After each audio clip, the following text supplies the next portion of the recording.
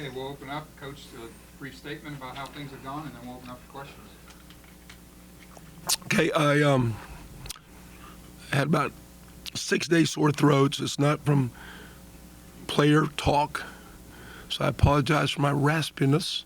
Always gets a little raspy, but had a hard time. It's actually this. I don't think I had strep, but I think it's. I did drop about 10 easy pounds because I couldn't swallow, so it's been kind of a good deal. So kind of a blessing. So we've been off to.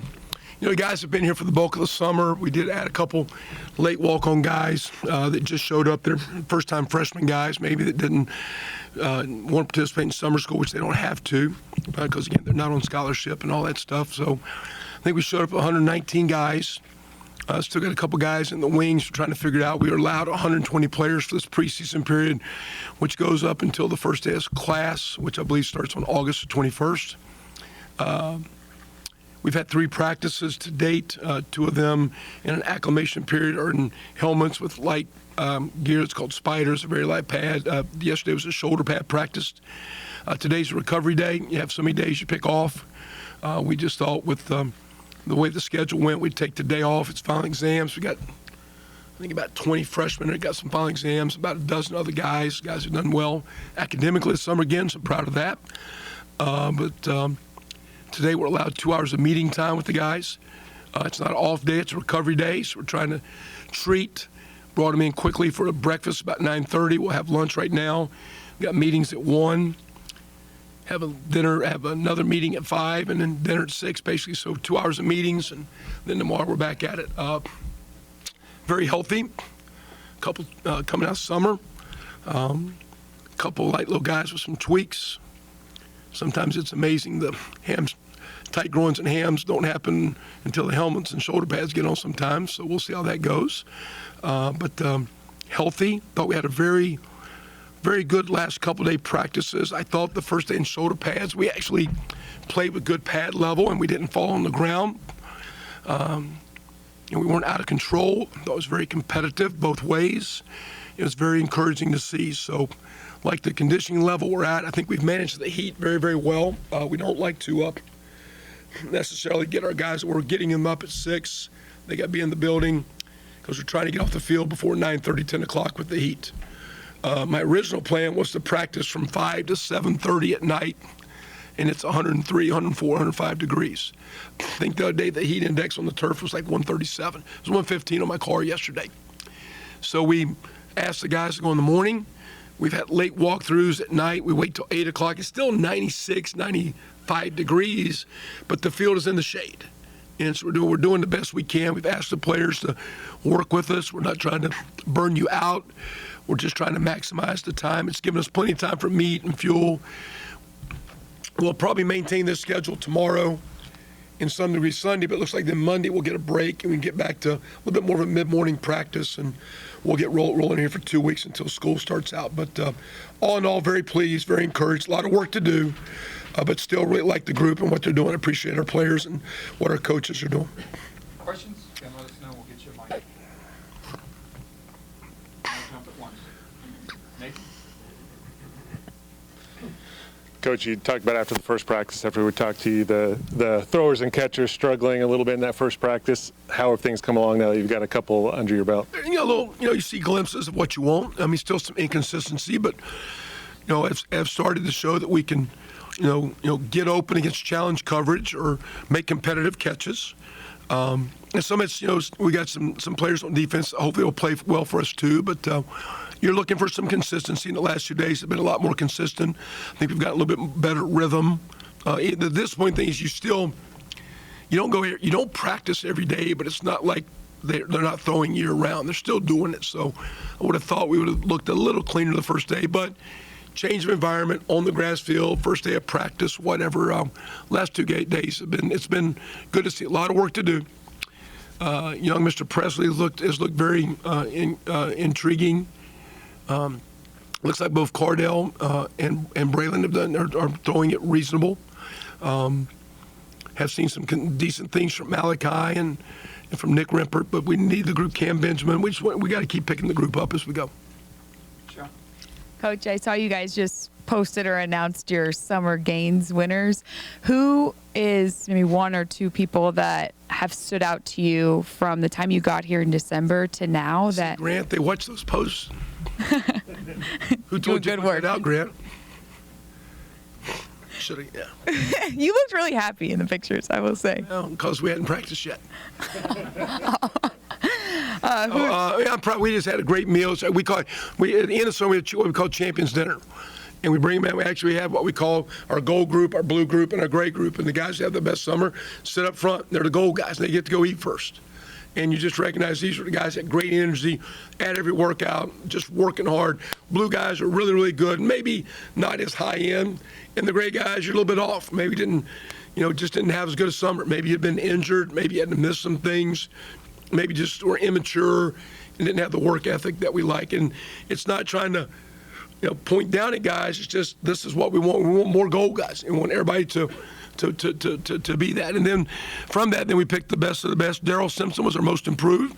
His body weight since we've gotten here, I think he went from 368 to 343. So he's lost some weight. He's getting down, and hopefully that'll transition into playing well. We still got to practice and see. Trying to think who else. Colton Smith, the transfer, I think, has been awesome. Who else do we have in those pictures, Grant? I can't remember. Tyler, as a freshman, we had Tyler Rich from Owasso, who's been outstanding. Got a chance to play as a young guy. C.J. Turner, freshman linebacker from Arkansas, has been outstanding. And Luke McGrary, the tight end out of Dallas, Prestonwood Christian, has been outstanding. Those three guys have been awesome in summer. And as we start practice, they'll be in the mix to contribute. Our top old guys were who? Zach Nilsson's been awesome. He's a young guy from Australia, strong, powerful, great effort, great energy, great workout. Billy Jackson, Bill Jack at running back was outstanding. Braylon, our quarterback, was outstanding, a lot of juice. Braylon went from I thought he was a little heavy, showed up about 220. I wanted him to firm up but be a little tighter. He looks good. And the last one was Colton Smith. I did think guys, though, like Montroy Malone had a phenomenal summer. Ben Kapinski, the transfer from Oklahoma State, phenomenal summer. Braylon Presley, outstanding summer. I mean, there was a lot of guys that had great summer. The strength coaches, the medical staff. We got a group going every day. Those guys are here at 5:45 every morning setting up. And we had a 7:30 group, we had an 11 o'clock group, and those guys got after it every day this summer. It's a great group, great summer. You've mentioned Braylon Presley a couple times now. What are the strengths of him as a player, and how much of an impact will he be able to make here in his first season at TU? Well, we're just starting. He missed a little bit of spring. He's looked really good this summer. He's had a really strong academic summer, which we wanted him to have too. Now he's done great in school. Got to get his body weight up a little bit still. Like to get him into the 70s. He hovers around high 160. Showed up, I think he was 151 pounds. And so we got, we want to get a little meat on him a little bit, and he's getting there. He's got some just natural feel of space, quickness, instincts, playmaker. We'll see his durability. We'll see his consistency. He flashes, but it's early. A lot of work to do. Got a chance to be a really good player. Dan? Coach, I know whenever we've talked in the past, you said Ben Kapinski's probably one of the not the fastest among your freshman. What sticks out to him as a player? Just great kid, great kid. Loves to play. I think he came over just because he wanted to play more. Was having success where he was at Oklahoma State. But got a great motor, tremendous personality, loves to work. And then he and Vontroy Malone, if I'm saying that right, and Zach Nilsson, those three guys every day were maybe the three most impressive guys trying to beat each other on every drill. And they're all, Ben's probably 255, Von's gotten up to high 240s, Nilsson's the same. They're strong, they're powerful. It's impressive. I appreciate, to me, they look like what you want them to look like, and they practice like you want them to practice, and they do it every day. And it's a credit to the way they prepared, and hopefully those guys are all going to have positive impacts as we play this year. And then you got Owen Ostrowski as another guy that'll be playing those edge positions, and we got King and I, another guy. Those are the five main guys in the mix right now outside there. But those three guys are powerful, explosive, and they go hard, and they go every day. I know whenever you look back on his journey, obviously, to a scholarship player, how remarkable is it, and what sticks out to him about him as a player? It's been good. At the same time, though, I think guys like him, I really want guys like him and Owen. I want guys like Joe Anderson, Ethan Hall, some of those guys that have worked hard and are really good, but now year 4 or 5, don't settle back. I mean, don't now, I've earned my scholarship, I'm a senior, and I'm in cruise control. No. Like, now it's go time. And I think that's part of what I'm trying to create with these guys is to understand, look, we'll take care of you. But when it's go time and you're a dude, you're first up. And you're like Kapinski and Malone and Nilsson. You're winning every drill, and you're winning it every day. So those guys, I mean, Mitch has been awesome. But for us to have a good team, he's got to have major impact in just his vibe in the building and the way he practices. And the same with, like I say, with Ethan Hall, or the same with Bryce Bray, or the same with Joe Anderson. You're going to talk to some of those guys today. Those guys need to only be good players because they are, and they're veteran players. Yes, they are. They need to be our dudes, which means they show up every day with some passion and energy and enthusiasm. And I get very energetic and very passionate about practice in this game, and I need those guys to embrace it. And then the more Mitch and those guys embrace it, I think the higher. So he's had a great run, had great success to now earn the scholarship. But now it's time to be a veteran impact player. And are you ready for that role? Because that's a different step. You've went through steps of walk-on and special teams and spot play. Now I've got my scholarship. Okay, now let's impact and be a big-time leader. Because those guys are going to lead our team. Which way are they going to lead it? Because trust me, those guys I just said will be major leaders. And how far and which way do they lead us? It'll be interesting to see. Kind of following right in line with that, Colton Smith comes in. I think it said it was his 7th year of college football coming up. How have you seen him battle and kind of the growth coming from a D2 school to where he is now? You know, he came in, though, he's recommended me to a coach that I know well. Just, I think I got a good player. I thought it was his 6th year. Is it 7? Okay, whatever. COVID injuries, whatever. I think he led the nation last year, Division II in tackles, I was told. His tape was very impressive. I think he was up for like the National Defensive Player of the Year and one of the 5 finalists. And to me, sometimes when you look at transfer portal, sometimes some of those guys with the chip on the shoulders that are underdeveloped that come on at the smaller schools on the come might be better than these superstars that for some reason flopped. There's reasons why. And I was intrigued when he showed up. I was told that with our linebacker leaving, we were a little thin at the backer. We should look at some guys. He looked impressive. He was trying to consider, should he try to go get an NFL opportunity? And I said, if you're not really talking to someone, you're probably not getting it. Why don't you come in? He had a great summer, great spring academically, a 3.7 or something, so I graduated. He's a heck of a kid. And even though he hasn't done much, in D2, I'll let you know this, I'm really not big on guys that hadn't played talk. But I think guys like Presley and him are going to be major players, and they deserve the right to talk. Typically, I'd say, once you play for us, you can talk. I just think he's shown to me, like, in a short time, he will have as much impact as Mitch Colquhoun's had in a long time. I think he's going to be a positive player for that linebacker room. And I think Julian Simon the same way. I think those two guys are going to help that room solidify and be a much better room for Coach Polizzi and Coach McFarland. Coach, talk about defensive backs, especially the corners, because talk about how that's shaping up and how are they looking? We went through spring, and Keywan Parker played a little bit of the nickel, but through the summer at time, I think we kind of all felt he'd probably be best outside. He's playing corner now. DJ Jones was not with us in spring, but those two guys will help us a little bit corner. We got Tyree Carlisle coming back. Reggie Ellis has played some corner. We're looking at Reggie a little bit at nickel. I like the all season that Nunu Campbell from local here has had. I think he'll be in the mix. And then we added a transfer, Xavier Lanier from UAB. Dante Burton's a 6-year. We got some guys. Looks like we got some guys where we can compete. Initially, they've done a great job challenging those receivers like we talked about in the routes. So I think we got some depth. I think Coach Hunter's a tremendous young coach. I think they'll be coached well. I think there's some athleticism. We'll see when it's play time. Can those dogs hunt? And can he lock them down and cover them up? Because the game's played in space, and the game's played one-on-one, and who's going to make those one-on-one plays? Like I say, first day in practice, I was discouraged from offensively. I didn't think we made any. That's a good sign for the defense. But as we go, we need guys making those one-on-one plays. Very encouraged with what Nunu did this summer. Xavier came in as a transfer. He's big, 6'2"-ish, maybe 3. Tyree's been here for a while. T1's probably had the best spring of anyone in the back end. And then DJ getting started, looks like he has a chance. So we got some depth. We'll see how it solidifies. Might see a collage of all those guys.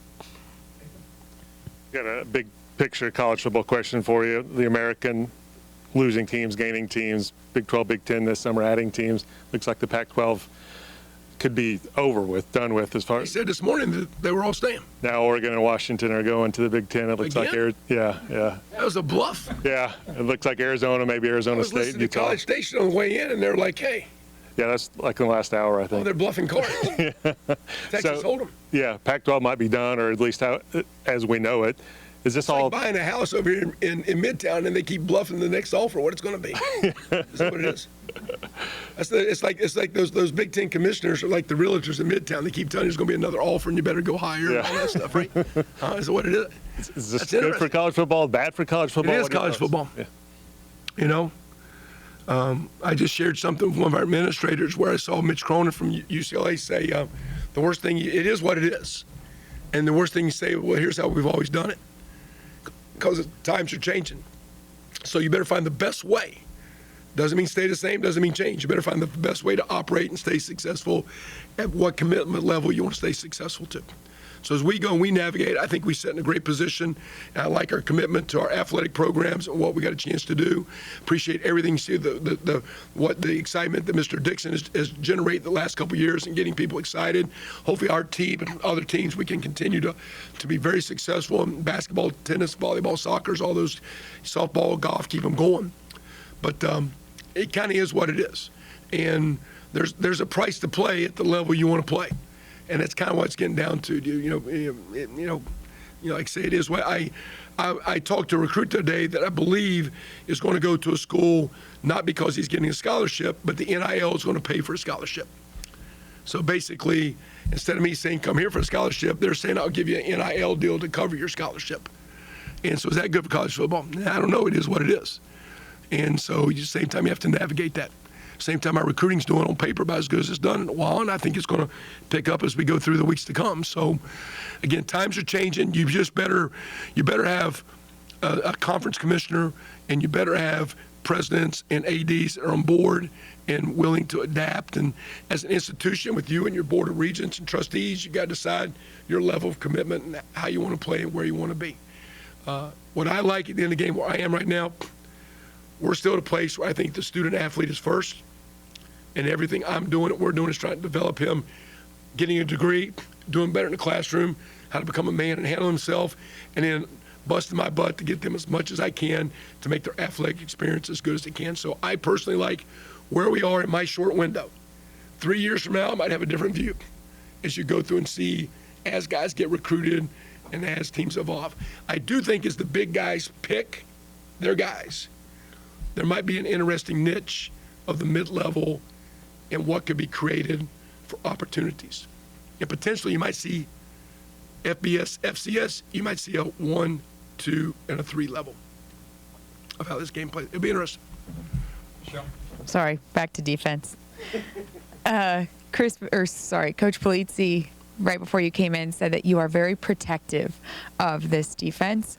What area of the defense Of what? Protective. I am. Mm-hmm. I try to score a touchdown on them every time I can. What area? The other day, the first play, like I looked at it, and we had a short play, and he played press coverage. I said, no, we're running go balls. We throw a touchdown. I looked over, I said, you can't do that. Like, come on, man. So, yeah, we hit one that day. So I'm saying right at the gate. I was like, hey, come on, don't. So, but anyway, He's not wrong. protective, huh? I am protective over guys, but yeah, I appreciate that. But What area do you lean into, or are you leaning into the most on the defense right now? say again now. What area, what position group are Am you I leaning into the Leaning into? most? Yeah. What do you mean when you say that? Counting on or what are you saying? Yeah, I guess just really focused It's on, too deep lasered in question on. for me now. Okay. Say it again now. What area of the defense are you most keeping your eye on right now? Okay. To me, I mean, you could talk about a couple position groups, but I think in some ways, if some guys come through, we got some good coaches, the individual potential talent doesn't concern me as much as the collective whole. So I kind of see the big picture. So, like, for example, I said, hey, if you're going to play tight all down, we're going to run by you. I mean, you can't do that. You got to make the quarterback work. You got to make the offensive line work. And so I just kind of try to see the big pictures. I thought they did a great job yesterday of flying around and staying off the ground and being physical. I didn't think we were cheap shotting guys. I think we were out of control.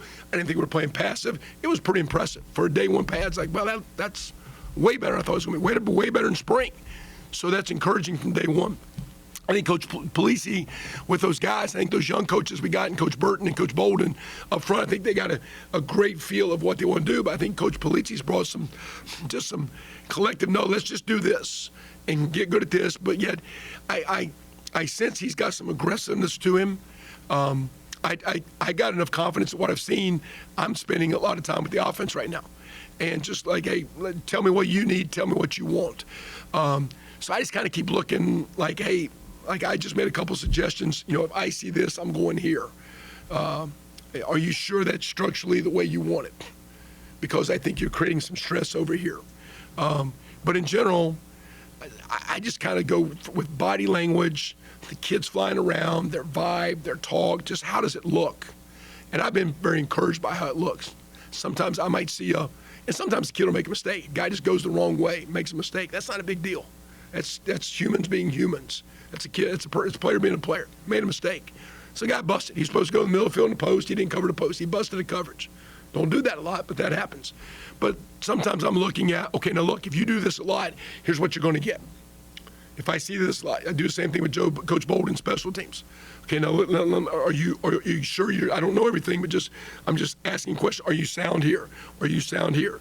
Do you like the guys you're playing with? So, what I do like is our defense. I think can have some flexibility, and I think Coach Polisi's just trying to figure out who he can count on and what schemes he can count on. And I think we're a couple weeks away from really knowing that. We're evolving, and I don't really know what we are yet. But I do think, like I said all spring, I think it looks decent and has a chance to be a much better defense than we've had. Not downplaying the defenses we've had. Whether it's next year, Coach, or 2 years from now, but I don't think Rick Dixon wants to leave here without having at least the funding in place or a plan in place to have an indoor built here. Have you heard any talk about that, or is there any ongoing discussion? I mean, you made reference to 137-degree turf. I mean, has there been any talk about the possibility of getting you some sort of indoor facility? Not in my world, not serious, because to me, I've had more pressing problems. It kind of is what it is, and it's not going to affect spring ball or summer ball in preseason. I think everyone knows that, but it's going to cost. Where does it go? If you put it in different places, now you have to build new locker rooms with more. So does that create more costs? I mean, there's I guess several hurdles that's why they do administrative jobs and work with that. But it would be. I was just talking to a couple coaches in our conference that do not have them. I mean, sometimes right now, the best time to have an indoor is for the walkthrough, and actually be air conditioned, so that when you're recovering, they actually can recover. Because we're out there in the walkthrough, and I mean, if you're going to talk to Farnack and them guys, they're completely drenched. Like, just as soon as they walk out there, it's a shower. And so for player welfare, for the winter time, for our spring sports, for softball can get in there. In the indoor, your golf team can actually use it with the nets. I mean, you could use it as a multi-purpose deal. So it makes sense, but I got no idea of when. It'd be great to have, but at the same time, like I said in a text last night to Mr. Dixon, everybody complains about what we don't have. Let's just make sure we take care of what we got. And that's what we're trying to do, is just take care of what we got. But you need one for bowl prep as well, right? Yeah. Yeah, right. Or we just go 2 weeks early and take it out of DT's bonus. So at Bixby, Braylon rarely was targeted as a receiver, and when he was, it was pretty simple stuff. So how much just in these 6 months or whatever has he grown as a route runner or understanding angles on Really turn, good. catch it, and all that. His spatial awareness, I think, is just kind of natural. I think that's why he scored those touchdowns. I think he has a feel for people, space, running triples and setting guys up. I mean, he made a couple plays that day. It's like, wow, that was real. That was real good. I mean, it was like I mean, just things now. And Coach Switcher's a great coach, but just sometimes he just naturally just has a gift of change of direction and body control. And I think he has great speed, and he actually catches the ball pretty well. He's a smaller target, so his catch radius isn't quite as big, but he catches the ball very, very I well. saw him at a 7-on-7 about 3 weeks ago, and I was no, he'll never be big in that regard, but he is different than he was when he got here in January. More You saw cut him where? at a 7-on-7. He was watching his brother. Brother? Yeah. He's pretty good. Yeah. Thank you. He sets up to be a good player. And maybe we can set him and get him in the backfield a little bit too now. He's a gifted player. We got to be smart with him. He's still young, very young. Kevin, at the Power 5 level, there's a constant clamor to try and find a resolution for, like you referenced earlier, that the NIL problem that's going on. At a program like TU, how does that differentiate from a place like Ohio State? What opportunities do you see in this community as you try and build Tulsa?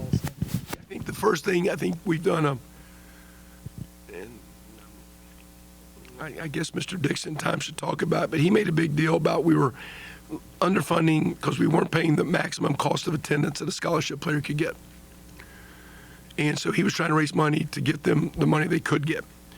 And when the NIL went down, there was actually, I think, a case. I think it went to the Supreme Court. It's called the Austin case, I think, and it's called the Austin Fund, where a student can not only get what cost of attendance is, which here is $4,500, but then also $5,980 on top of that as extra money. And every athlete, scholarship or not, non-scholarship, are entitled to that. Now, you're entitled to it, but you got to have that. So Mr. Dixon went out, and as he tried to talk NIL, he started talking about what he called academic enhancement. Can we help our students academically and give those guys greater funds? And what I did, I kind of took, he gave me just a little bit of money in the spring, but I used it for motivation. So based on grades and effort in the classroom, I rewarded guys some dollars that they're entitled to get. Now, I didn't have enough to carte blanche everybody, so who wants this? And I didn't do it based on 3-3 because I got a couple guys can make some 3-3 and not go to class half the time, because they're smart. I got a couple guys that make 2 threes. I think are the best students ever because he's in an extremely challenging degree, and he's not very gifted, and he's going to every class, using every tutor, doesn't miss anything. He's working his butt off. So I didn't reward like GPAs. I rewarded academic effort. I rewarded guys that made body weight effort.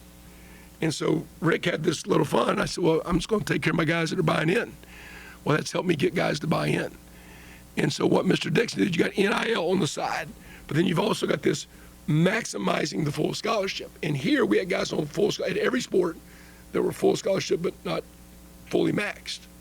So Rick was able to talk to alumni, and a lot of alumni people bought into that because they weren't giving just money to a kid. You were maximizing his academic scholarship. Short term, that's been good for us. It's been great motivation for us. Long term, then you got the NIL. So somebody has a great year, well, they're going to start getting poached. They're going to, school I was at had a guy that watched every college team to evaluate. Here's the guys that made all conference last year in the Sun Belt. Are these guys any good? Here's the guys that made all conference in the American. Are they any good? So you said it's almost like the NFL free agency. The NFL, they sit there and they grade every player on every team. You know what I'm saying? For example, I had a scout here yesterday and already told me about 4 guys. Okay, I had this on your 4 guys.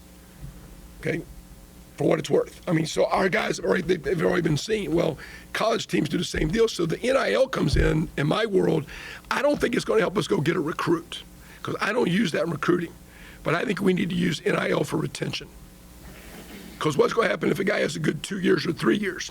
Now does a Big 12 or SEC school want to then, quote, poach him, take him?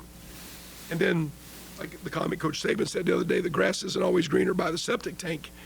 Make sure where you're going, because it might be $40,000 or $50,000, but that is going to be taxed. And a lot of guys at our level that are going big, are they just going to be then, if they're not the starter, a complimentary player? It'd be interesting to see the guys that left here last year, what their roles are this year at the places that they're at. Because eventually is the grass always greener. And then what I want the NIL to be, if someone does well and someone is actually actively wanting to take or offer one of our guys, can we say to them, hey, we have an opportunity here to reward you for job well done. Right now, we started that in the Academic Enhancement Fund, and it spiked our program big time. It's been a big time enhancement for us. NIL in the long term, I don't think it affects I guess it could, I could say, but I mean, personally, I'd rather a couple of these guys have great years and have a small deal that I could work out with someone because you're a good player versus if you go get a high school guy, it's unproven commodities. At our level, we're still recruiting developmental guys. I'd love to develop a guy and then reward him for job well done, and you keep building it like that. That's just me. Other places have enough money, the collectives. I mean, you know, here's $500,000 to come. Here's $750,000 to come. Here's a car and $250 to come. I mean, that's happening in a lot of places, and it's legal. But what's not legal is texting or calling somebody at the wrong time. You can give them like $1 million. Just don't text when you shouldn't text. Any other questions for Coach? What have you done, or what are you going to do, or what can you do with regard to relationships with high school coaches in the immediate area? Oh, I mean, a couple of the bigger guys I kind of know well, and you know, stay a little bit in contact. I asked them questions, like I asked them, should we have a camp? Because I didn't know who would come, and it was pretty good. Like last camp we had it here, July 27th. We had 160 some kids. Had a few good prospects, and were able to make some scholarship offers from camp, and that's the only reason why you want to do it. You know, when should we have? You know, should we? I try to have a coaches clinic. Should we? I didn't really want to when someone comes. So I mean, I use those guys as resources. We're going to be at every high school. We spent 2 weeks in Texas in the spring recruiting. Coaches went to their positions. We spent the May 15th week in Oklahoma. Went to every school as we could, and then we went back those Jamboree weeks and went to as many games as we could. And we'll be when September 1 hits, and we can check those games out. We'll be at Friday night game nights. When we're playing a Thursday night game, we'll be at some Friday games. Can't go to the first week because it's still a non-recruiting time. Recruiting doesn't pick up till September. So we're going to be seen. We're going to work with them. To me, every high school coach in this region I've talked to has been very appreciative. I don't care who it is, whether it be my man Bobby Klink over there, it's an old OU guy at Sand Springs, or whether it be go back a long time, the old former head coach here. You know, Coach Blankenship. I hit Coach Blankenship a lot. What do you think about this? How about this? You know, I hit Lauren a lot. What do you think about this? What do you think about this? You know, I hit Coach Fred a lot. What do you think? I mean, those are some great programs, great coaches, and at the same time, you know, we've got commitments from guys that are at smaller schools in this area. So we're gonna work as hard as we can. Coach Spurrier went down and spoke at the high school clinic that was held down at the Southern Hills Marriott back in Tulsa. So we're going to do everything we can to. Not every kid's going to come here, but our school can offer a great opportunity for all these kids in this region, and I consider Oak City a part of that too. But I mean, you kind of alluded to this, but you have gotten feedback from coaches who kind of indicated, hey, it's good to see you around here again. It's good to have you guys back around again, because it seemed to have fallen off for a few years. Well, because I had been gone for 12 years. Well, right, you personally, right. But I'm talking about the logo, the TU logo. I got nothing to do with that. So All right. I don't know. All right. But I will say this. I did not realize, because I felt when I was at Oklahoma, I was the second most hated person in the state behind the governor. Because when you're a coordinator, you're extremely, you know, you got to score 100 every game. In 2008, you think you were... Oh, yeah. They still come in. Jermaine Gresham called 2 touchdowns in the Orange Bowl, and they still complain I didn't throw it to Jermaine. Right. So anyway, I get that tweet all the time. But with regard, Kevin, with regard but I was going to say, when I came back, I can't tell you whether it be from you or someone in town or a coach, how many people appreciated or knew me from those 9 years. I didn't realize how powerful within this state, coaching at OU for 9 years, because my coaches come and say, Coach, now that guy, I mean, that guy knows you. He worked your camp. Hey, Coach, that guy, hey, I just met so-and-so, blah, blah, whatever. And I didn't know everybody, but when I think that's helped us. And maybe as part of Mr. Dixon's thought when he thought about hiring me, that OU box checked a little bit of the regionalness. Sure. I've always felt wherever you were, you recruited your backyard. I mean, you're going to get them all, but you need to recruit your backyard. So I've always felt that. I think as I got in here, I didn't realize those OU years carried as much clout or people were as appreciative or remembered. And I think as we walked in, everybody's like, oh, I know Coach Wilson, da-da-da-da-da. They've accepted my assistance walking in, I think just because of a little knowledge of the good fortune we had down there. Right. It just feels like good business for you to be around like you're describing. And when you were here 15, 20 years ago, you had the usual suspects, the big programs around here, but now you've also got all these 3A and 2A around here that are producing. Correct. You've got kids from Metro here now. You've got. Correct. Football in the state, the only problem with the football in the state is the lack of population. Right. Because, we got Oak City, you got Tulsa, and then you got small towns. They're great players in the small towns. You just got to go find. And the only reason why you would go somewhere else is there's denser population. But what happens in denser populations? More people recruit it. Around here, you can go in and actually be a player. We have a fighting chance. And I can tell you, recruiting, we're not going to get them all, but we're fighting like hell. I'd go to Wagner if I were you. But, Wagner's got some ballers. Thank you. All right, you guys good? Any other questions for Coach? Thank you. Peace out. Thanks, guys.